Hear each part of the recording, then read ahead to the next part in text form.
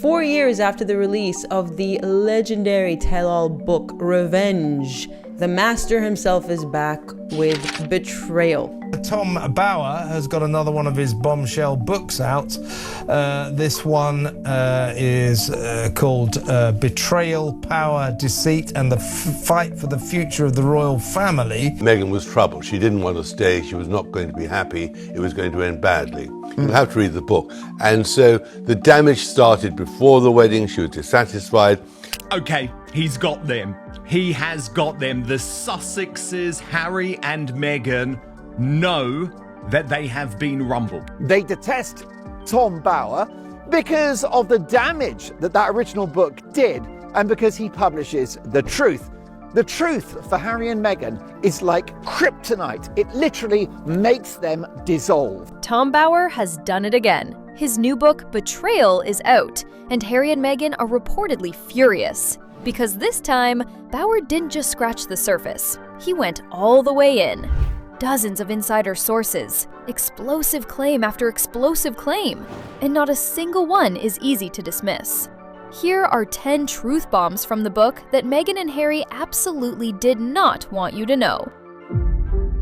Let's start with the claim that stopped the royal world in its tracks. Tom Bower's Betrayal reports that Queen Camilla privately told a close friend that Meghan had brainwashed Harry. And this wasn't idle gossip passed around over tea. This was a genuine fear, shared at the highest levels of the royal family, that Harry, a grown man, a military veteran who served 2 tours in Afghanistan, had somehow lost the ability to think for himself. And honestly, just look at the evidence in front of you. This is a man who was once described by people close to him as fun-loving, warm, and genuinely beloved by the British public. Fast forward to today, and that same man is sitting in a Montecito mansion, estranged from his father, estranged from his brother, having cut off nearly every meaningful relationship he had before Meghan entered the picture. Bower documents how dramatic the shift was. She created within Harry grievances. Everything was wrong. That she only had a 2-bedroom house, William had a much bigger house, and nothing was right. And so he became unhappy. The warmth disappeared. The humor disappeared. What replaced it was, in Harry's own words from his memoir, Spare, resentment, grievance, and rage. Shortly after Harry and Meghan returned from their honeymoon in 2018, the two brothers sat down with their wives for a quiet family tea. No cameras, no agenda, just the 4 of them catching up. Everything was going fine until Meghan snapped at Prince William. If you don't mind, get your finger out of my face.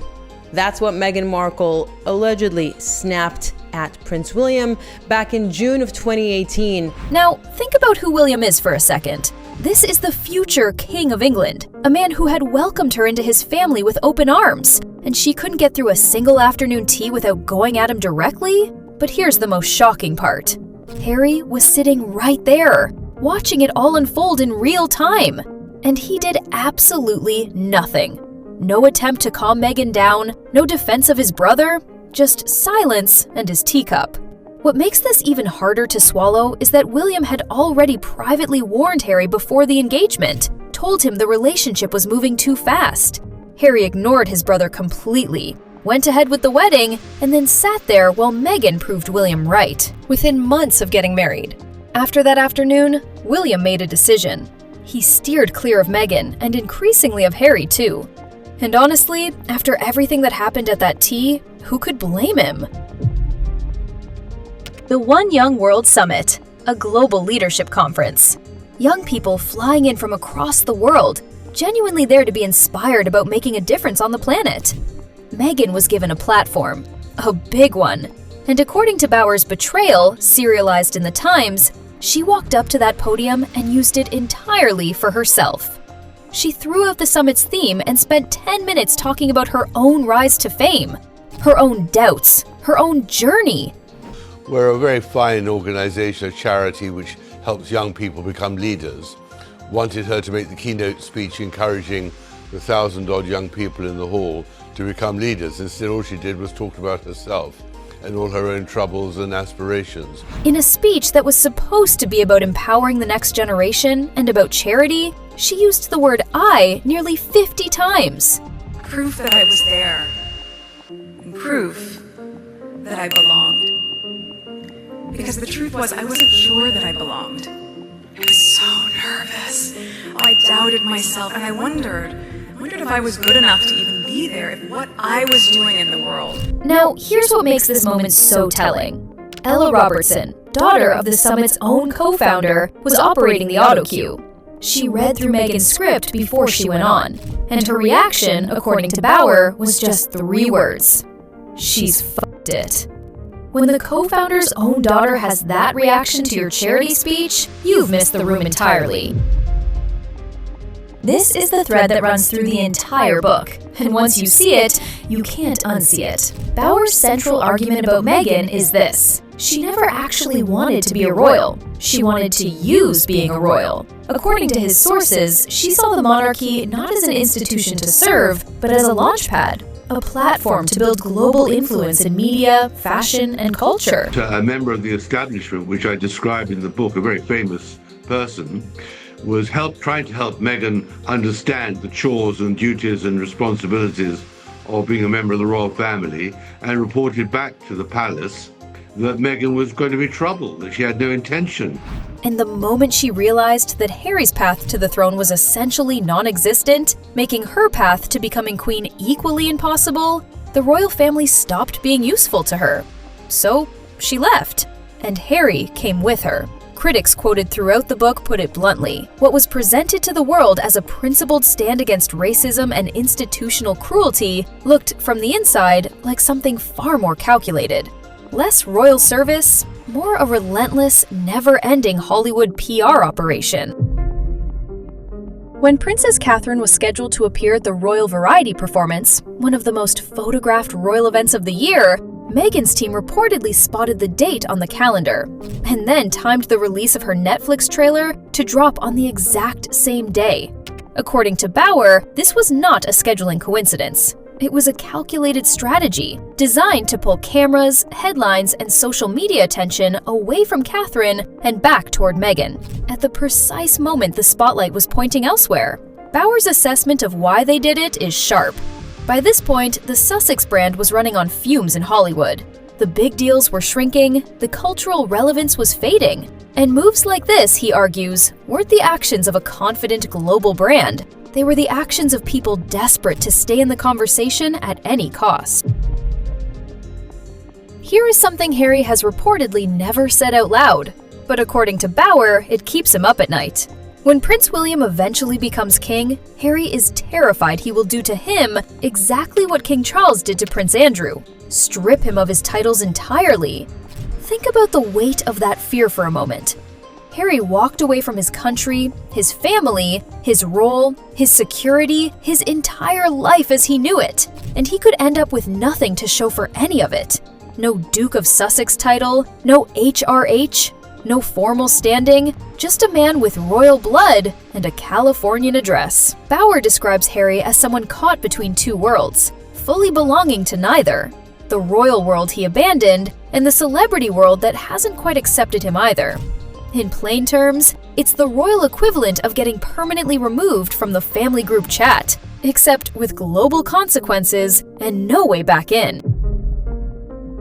Let's be clear about what the Invictus Games actually is. Harry created it. It gives injured military veterans, people who sacrificed everything, a chance to compete, to heal, to be seen. Queen Elizabeth herself showed up to inaugurate the Games. It is one of the genuinely meaningful things Harry has done with his life. And then, according to Bauer, it slowly became something else. Critics, and eventually the press broadly, started calling it the Meghan Games. Because instead of headlines about the veterans crossing finish lines and breaking personal records, the coverage kept shifting to Meghan's outfits, to her arrival moments, to her celebrity guests filling the stands. Bauer puts a simple, devastating test to his readers. Can you name the team that won the most medals at the last Invictus Games? Most people cannot, but most people can tell you what Meghan wore. That contrast is the entire argument. Harry built something genuinely important, and somehow it stopped being about what he built it for.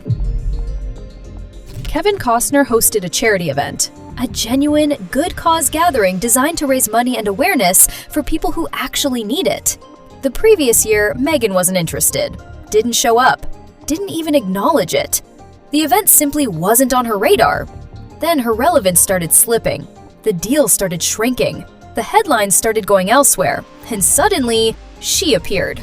At the same event she had previously ignored, wearing jewelry reportedly worth $325,000 at a charity event, where the entire point is to direct attention and resources toward people who need it.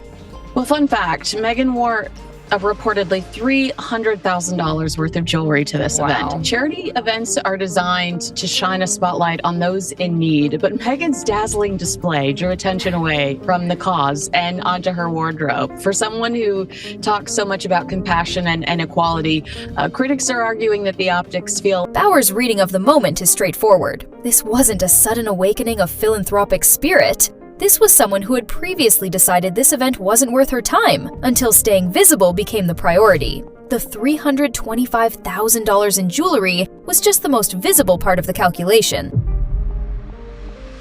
At the 2025 Invictus Games in Vancouver, Meghan allegedly instructed event staff to address her as ma'am and Harry as sir. This is an honorific typically reserved for individuals who have earned significant standing through years of public service, not for people in the middle of a global image rehabilitation campaign. Meanwhile, the games themselves were telling a different story. Reports indicated that one wheelchair basketball session drew just 43 paying spectators. Empty seats were allegedly filled with people there purely for photo opportunities. The veteran athletes, the entire reason the games exist, were once again sharing headlines with Meghan's celebrity guests and outfit choices. Even the event organizers reportedly expressed frustration behind the scenes, particularly over the costs of private jets and security, expenses funded not by Harry, but by others.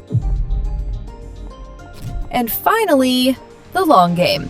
According to Bauer, Harry and Meghan are reportedly planning a return to the UK through the 2026 Birmingham Invictus Games. Harry is said to be actively pushing for King Charles to open the event, which would place the entire family together in front of cameras, with Meghan and the children alongside him, in a setting Harry controls. So Prince Harry and Meghan Markle, the two little hucksters from Montecito, they're going crawling back to the UK. Apparently in July, they're going over there for the Invictus Games. Bauer considers the plan unlikely to succeed. The protests would be significant. The damage done through years of perceived title exploitation, public attacks on the institution, and the ongoing media war makes a warm royal reception extremely complicated to engineer. But the fact that they're planning it at all, the fact that the return to the UK on their terms through an event Harry owns is reportedly the strategy, tells you something important about where things actually stand in Montecito. They left everything, and they're trying to find a way back.